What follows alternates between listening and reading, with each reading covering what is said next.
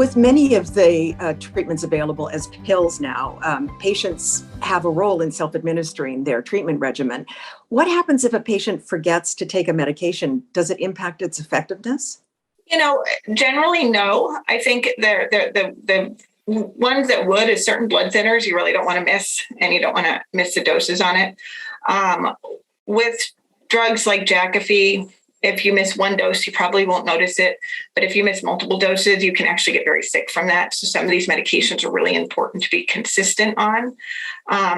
Now, I know this can be a challenge. I mean, I don't take very many medications, and I sometimes have a hard time keeping track of what I take.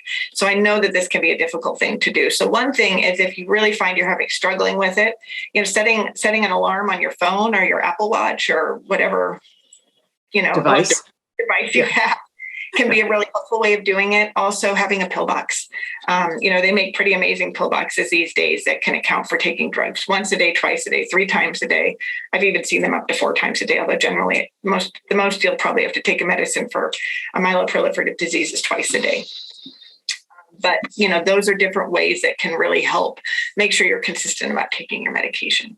And if a patient misses a dose, do they need to call their healthcare team and let them know? Not just for one missed dose.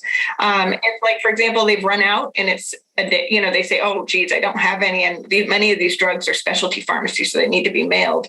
And you know that you're going to be missing it for a while. Or let's say you look at your pill bottle and go, oh, shoot, I only have so many pills left.